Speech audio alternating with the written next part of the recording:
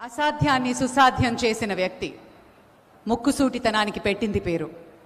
చెప్పాలనుకున్నదే చెప్తారు, చేయాలనుకున్నదే చేస్తారు. అది ఆయనకి మాత్రమే సాధ్యమైంది. ఆంధ్రప్రదేశ్ రాజకీయాల్లో ప్రతి ఒక్కరికి ఆయన స్టైల్ ఏంటో, ఆయన శైలి ఏంటో తెలుసు. ముక్కుసూటితనానికి పెట్టింది పేరు. ప్రజలకు మాత్రమే తలవంచుతారు. ఇప్పుడు జవాబుదారీతనానికి ఆయన నిలువెత్తు సాక్ష్యంగా నిలిచారు. ప్రతి విషయాన్ని కుండ బద్దలు కొట్టినట్టు మాట్లాడడం, ప్రగతి పదం వైపుకి ముందుకి దూసుకు వెళ్ళడం ఆయనకి మాత్రమే సాధ్యమైంది. ప్రజల కోసం నిలబడతాను అని నొక్కి వక్కాణించిన గౌరవనీయులు, ద ఫ్యూర్లెస్ నాయకత్వానికి care of address Shri Konidela Pavan Kalyan garu, ఉప ముఖ్యమంత్రి, వారిని మాట్లాడవలసిందిగా మనవి. ముక్కుసూటితనం వల్ల మంచి జరిగితే పర్లేదు కానీ నా స్ట్రైట్ ఫార్వర్డ్నెస్ వల్ల, నా ముక్కుసూటితనం వల్ల రాష్ట్రానికి మంచి జరగాలని కోరుకుంటాను. విజన్ 2047 ఈ లాంచ్కి భాగస్వామ్యం అయినందుకు మనస్ఫూర్తిగా నాకు చాలా ఆనందదాయకమైన విషయం. అది వ్యక్తిగా కావచ్చు, సమాజానికైనా కావచ్చు. నారా చంద్రబాబు నాయుడు గారు 90s నేను హైదరాబాద్కి షిఫ్ట్ అయినప్పుడు, ఆయన ముఖ్యమంత్రిగా అయ్యి కొన్ని సంవత్సరాలు అయిన తర్వాత రోడ్ల మీద వెళ్తున్నప్పుడల్లా మాకు 2020 విజన్ స్టేట్మెంట్ అనేది ఎప్పుడు ఉండేది. ఆ తర్వాత కొద్ది కాలం తర్వాత హైటెక్ సిటీ అని ఒక బిల్డింగ్ కట్టారు. నేను డాక్యుమెంట్ కొంత చదివాను, కొంత నాకు నా స్థాయికి అది అర్థం కాలేదు. నేను నా ప్రపంచంలో ఉన్నాను, బయట ప్రపంచం నాకు ఇంకా తెలియదు. కానీ ఆయన తన కోసం కలలు కనలేదు. తెలంగాణ, ఆంధ్రప్రదేశ్, ఉమ్మడి ఆంధ్రప్రదేశ్ కోసం కలలు కన్న ఒక మహానాయకుడు. ఆయన ఒక సైబర్ సిటీని చూశారు, ఇంకొక నగరాన్ని దర్శించారు. సరికొత్త నగరాన్ని చూడటం అంటే ఏంటంటే, ఒక నగరాన్ని నిర్మించిన వ్యక్తికి డబ్బులు రావు, గుర్తింపు రాదు. తాజ్మహల్లో రూపకర్తకి పేరు తెలియదు మనకి, కానీ తాజ్మహల్ గుర్తుండిపోయింది. తాజ్మహల్ నిర్మాణానికి రాళ్ళెత్తిన కూలీలు ఎవరంటే కూలీలు గుర్తులేరు, కానీ నిర్మాణం గుర్తుండిపోయింది. ఈ రోజున అన్ని లక్షల మందికి ఉపాధి కల్పించే సైబరాబాద్ కానీ, ఆ వచ్చిన బిల్డింగ్స్ కానీ, ఉపాధి అవకాశాలు కానీ, దాని రూపకర్త, దాని శిల్పి, దాని చీఫ్ ఆర్కిటెక్ట్ శ్రీ నారా చంద్రబాబు నాయుడు గారు. నేను 2014 నుంచి రాష్ట్ర విభజన జరిగినప్పటి నుంచి నేను ఎందుకు ఆయన ముఖ్యమంత్రిగా ఉండాలని కోరుకున్నానంటే, పాలిటిక్స్లో సహజంగా రాగానే ప్రతి ఒక్కరికి ఒక స్వార్థం ఉంటుంది. నేనేదో అయిపోవాలని. నేనేదో అయిపోవాలని నేను కలగనలా. మీరేదో అయిపోవాలి, ప్రజలంతా ఏదో అయిపోవాలని కలగలను. ఆ కలలకి సరైన సారథ్యం వహించే వ్యక్తి ఎవరు, ఆ దిశగా తీసుకెళ్లే వ్యక్తి ఎవరు, నాకు ఆయన తప్ప ఇంకెవరు కనిపించలేదు.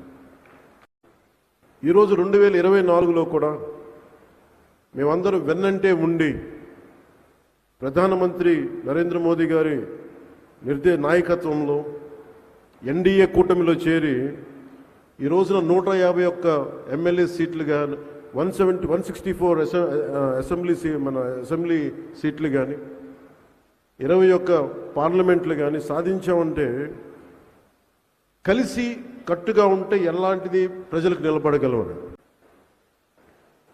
ప్రధానమంత్రి గారు ఆలోచిస్తుంది వికసిత్ భారత్, వికసించే భారతం.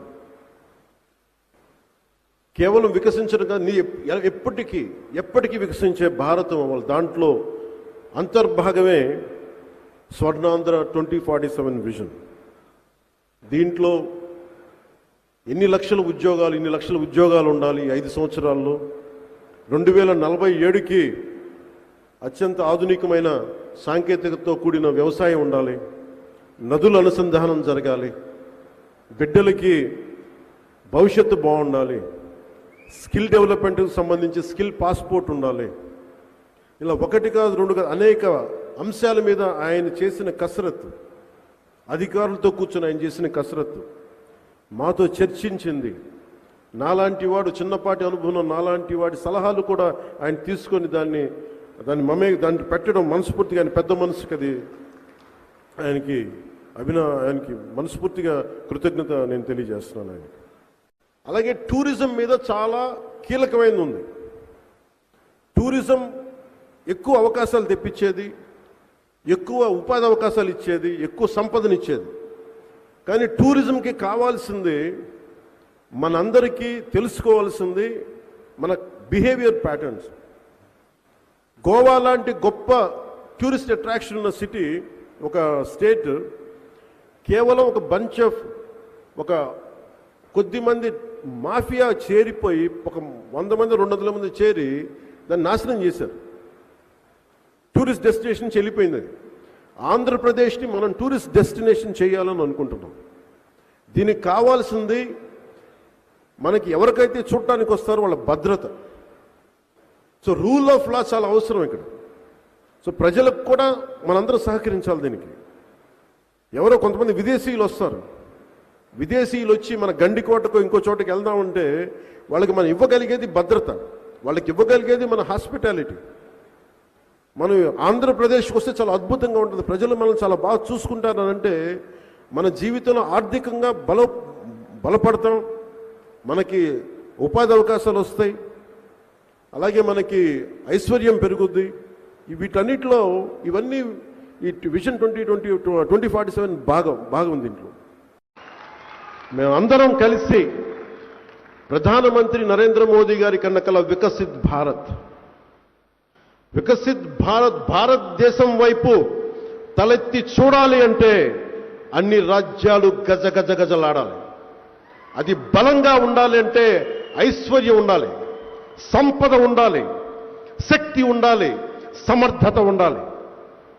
చైనాను చూసి అమెరికా లాంటి దేశాలు భయపడతాయి. అలాంటి స్థితికి భారతదేశం వెళ్ళాలంటే దాంట్లో అంతర్భాగమైన ఆంధ్రప్రదేశ్ బలోపేతంగా ఉండాలి. అది నారా చంద్రబాబు గారి నాయకత్వంలో ఆయనకి మేము కలలు కనే ఆంధ్రప్రదేశ్కు ముందుకెళ్ళాలని మనస్ఫూర్తిగా మేము కలలు కంటూ ఆశిస్తూ, ఆయన అత్యంత ఆరోగ్యంగా అద్భుతంగా ఆయనకి భగవంతుడు నిండు 100 ఏళ్ళు ఆయుష్ ఇవ్వాలి, ఆయనకి ఆరోగ్యం ఇవ్వాలి. ఆయన ఎప్పుడు కూడా ఆంధ్రప్రదేశ్ ప్రజలకి, దేశ ప్రజల ఆకాంక్ష నెరవేర్చేలా, అభివృద్ధి పదం వైపు నడిపించేలా ఉండాలని కోరుకుంటూ, ప్రతినిధులు ఈరోజు ఒక హిస్టారికల్ మీటింగ్ కోసం ఇచ్చేసినటువంటి సోదరమండలందరికీ పేరు పేరున మనస్ఫూర్తిగా నమస్కారాలు, అభినందనలు, శుభాభినందనలు. ఈరోజు మిమ్మల్ని అందరినీ చూస్తే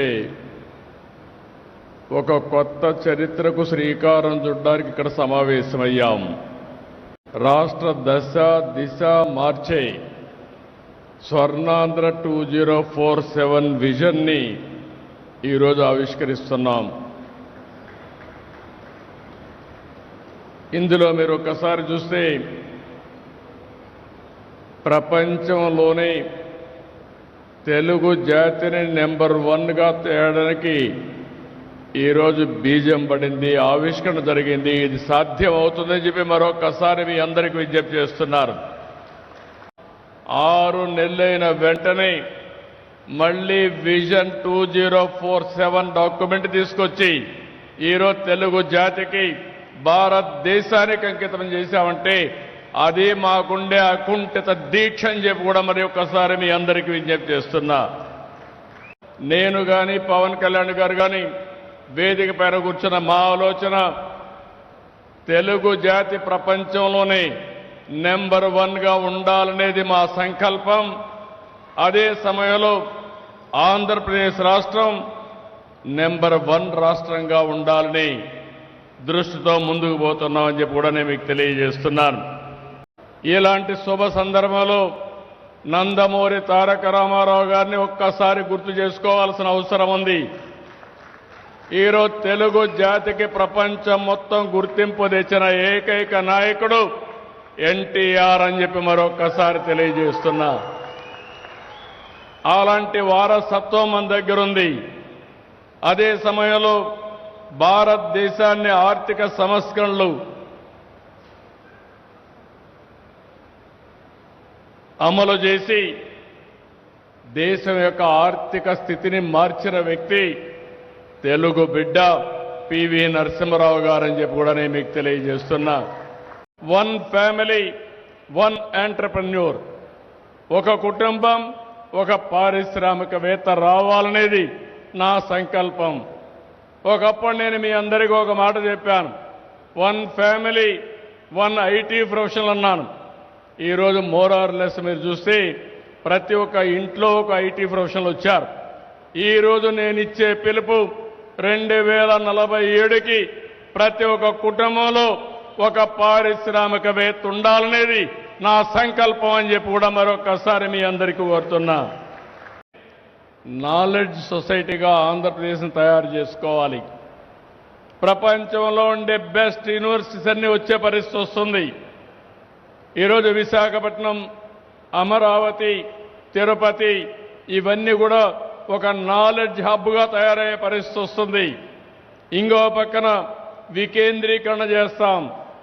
అభివృద్ధిని వికేంద్రీకరణ చేసి అన్ని ప్రాంతాల్లో సమతుల్యం పాటిస్తూ అభివృద్ధి చేయడమే విజన్ 2047 అని చెప్పి కూడా నేను మీకు తెలియజేస్తున్నా. ఈరోజు ఈ ప్రభుత్వం యొక్క ఉద్దేశం వ్యవసాయంలో మెకనైజేషన్ తేవాలని, ఆర్టిఫిషియల్ ఇంటెలిజెన్స్ ఉపయోగించాలని, ఐఓటీలు కానీ డ్రోన్లు కానీ శాటిలైట్ ద్వారా కానీ డేటా కలెక్ట్ చేసి ఎప్పటికప్పుడు అగ్రిటెక్ విధానాలతో రైతులకు న్యాయం చేయాలని చెప్పి ఆలోచిస్తున్నాం. పక్కన అన్ని వాహనాలని ఈవీ వాహనాలుగా తయారు చేయాలని, మన ఇండ్లపైనే సూర్యఘర్ కార్యక్రమంలో కరెంటు ఉత్పత్తి చేసుకోవాలని, ఇంకో పక్క మన పంప్ సెట్ల దగ్గరనే రైతులు కరెంటు ఉత్పత్తి చేసుకుని వారు వాడుకున్న తర్వాత మిగిలిన కరెంటు గ్రిడ్కి ఇచ్చే అవకాశాన్ని కూడా ఏర్పాటు చేస్తాం. దీనివల్ల మీరు ఒక్కసారి చూసినప్పుడు కరెంటు ఛార్జీలో ఆప్టిమైజేషన్ తీసుకురావాలని, పోయిన సంవత్సరం ₹5 ₹19 ఆవరేజ్ ప్రొక్యూర్మెంట్ కాస్ట్ ఉండేది. ఈ సంవత్సరం ₹4.80 తగ్గించాం. దీని తర్వాత నేను మీ అందరినీ ఒకప్పుడు ఐటీ మాట్లాడేవాడిని, ఇప్పుడు డీప్ టెక్నాలజీ మాట్లాడుతున్నాను. ఈ విషయం మీరందరూ గుర్తుపెట్టుకోవాల్సిన అవసరం ఉంది. ఐటీ అనేది ప్రారంభం. ఈరోజు ఆర్టిఫిషియల్ ఇంటెలిజెన్స్ రియాలిటీ. ఈరోజు ఇంకొక స్టెప్ ముందుకు పోతే ఒకటి డేటా మొత్తం భవిష్యత్తులో ఒక సంపద.